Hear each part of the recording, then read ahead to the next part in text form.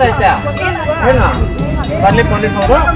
ಇವನು ಮೆಟ್ಲು ಗೇಟಿಂದ ಹತ್ತು ಹಿಂದ್ಗಡೆ ಕಿಟಕಿಯಿಂದ ದುಮ್ಬಿಟ್ಟು ಬಂದವನೆ. ಕೇಳ್ರಿ ಬಂದಿದ್ದೀನಿ ಅಣ್ಣ, ಏನಾದರೂ ಕೇಳಿದ್ದೀನ? ಏನೂ ಕೇಳಿಲ್ಲ.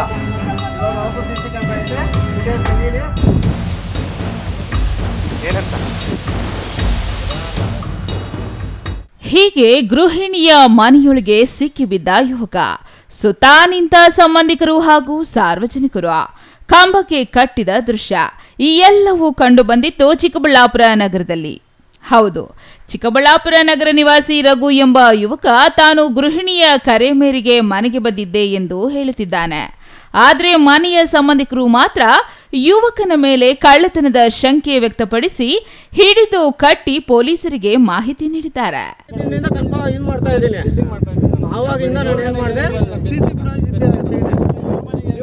ಗೊತ್ತು ನಾನೇನ್ ಮಾಡಿದೆ, ನಾನು ಹೇಳ್ದೆ ಇಲ್ಲ 9 ಗಂಟೆಗೆ ನಾನು ಮುಚ್ಚೋ ಬಾಯಿ 9 ಗಂಟೆಗೆ ನಾನು ಹೋಗ್ತೀನಿ, 15 ದಿನ ಬರೋಲ್ಲ ನಾನು ಕೆಲಸದಿಂದ ಅಂತ ಹೇಳಿದ್ದೀನಿ. ಈ ನನ್ನ ಮಕ್ಕಳು ಅಲ್ಲಿ ಇನ್ಫಾರ್ಮೇಶನ್ ತಿಳ್ಕೊಂಡು ನಾನು ಇಲ್ಲಿ ರೆಕಾರ್ಡಿಂಗ್ಗೆ ಮೊಬೈಲ್ ಇಟ್ಬಿಟ್ಟು ಹೋಗಿದ್ದೀನಿ. ಏನು 10 ಗಂಟೆಯಲ್ಲಿ ಬಂದು ಮನೆಯಲ್ಲಿ ರೆಕಾರ್ಡಿಂಗ್ ಇಟ್ಬಿಟ್ಟು ಹೋಗಿದ್ದೀನಿ. ಮೊಬೈಲು ನೋಡೋ ಕಟಿಂಗ್ ಮಾಡಿಸ್ಕೊಂತ ಇದ್ದೆ, ಫೋನ್ ಮಾಡಿದ್ರು, ಹಂಗೆ ಬಂದಿದ್ದೀನಿ. ಇವನು ಮೆಟ್ಲು ಗೇಟಿಂದ ಹತ್ತು ಹಿಂದ್ಗಡೆ ಕಿಟಕಿಯಿಂದ ದುಮ್ಬಿಟ್ಟು ಬಂದವನೆ. ದಾರ ಕಟ್ಟೋದಕ್ಕೆ ಹೋಗಿದ್ದೀನಿ ಅಂತ ಹೇಳ್ತಾವನಲ್ಲ, ಯಾಕೆ ಬಂದೆ? ಇವನು ಆಚೆಗೆ ಯಾಕೆ ಬಂದೆ? ಅಲ್ಲ ಈ ಓಡ್ ಬರೋದಕ್ಕೆ ಏನೈತೆ?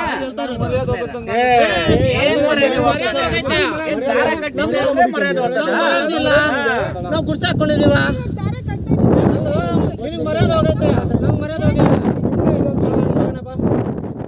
ಇತ ರಘು ತನ್ನ ವಿರುದ್ಧದ ಆರೋಪವನ್ನ ಸಂಪೂರ್ಣ ತಳ್ಳಿ ಹಾಕಿದ್ದಾನೆ.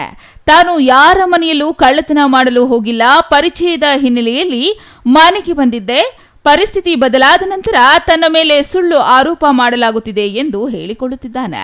ಏನೋ ಘಟನೆಯ ಮಾಹಿತಿ ತಿಳಿದ ಪೊಲೀಸರು ಸ್ಥಳಕ್ಕೆ ಭೇಟಿ ನೀಡಿ ಯುವಕನನ್ನ ವಶಕ್ಕೆ ಪಡೆದು ವಿಚಾರಣೆ ನಡೆಸಿದ್ದಾರೆ.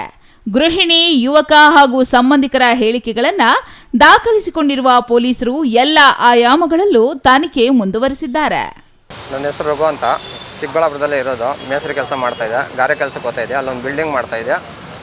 ಬಿಲ್ಡಿಂಗ್ ಮಾಡ್ತಾ ಒಂದು 20 ದಿವಸದಿಂದ ಹುಡುಗಿ ಪರಿಚಯ ಇತ್ತು. ಮಾತಾಡ್ತಾ ಇದ್ವು ಅಷ್ಟೇ ಫೋನ್ಗಳಿಗೆ. ನೆನ್ನೆ ಫೋನ್ ಮಾಡಿಬಿಟ್ಟು ಬಾಂದ್ ಕರೀತು.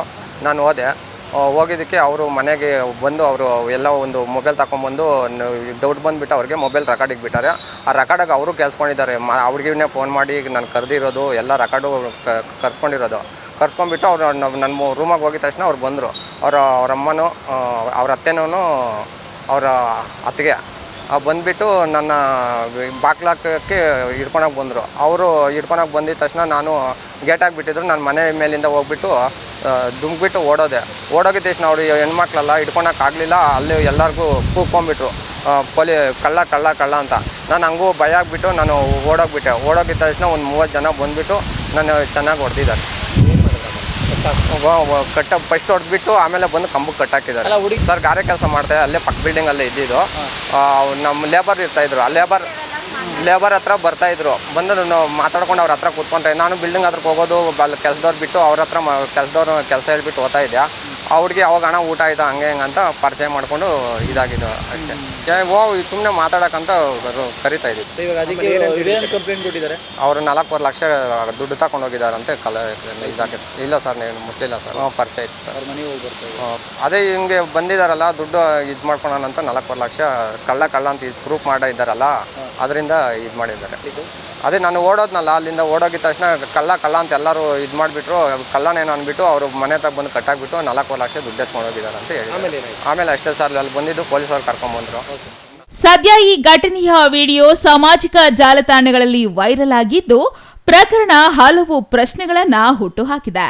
ಯುವಕನ ವಿರುದ್ಧದ ಆರೋಪ ಸಾಬೀತಾಗುತ್ತದೆಯೇ ಅಥವಾ ಆತ ಹೇಳುತ್ತಿರುವಂತೆ ತಪ್ಪು ಆರೋಪವೇ ಎಂಬುದು ಪೊಲೀಸರ ತನಿಖೆಯ ನಂತರವೇ ಸ್ಪಷ್ಟವಾಗಬೇಕಾಗಿದೆ.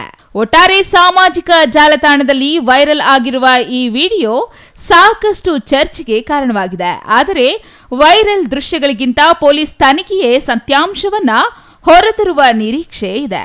Thoudanahalli Ramesh, CTV news, Chikkaballapur.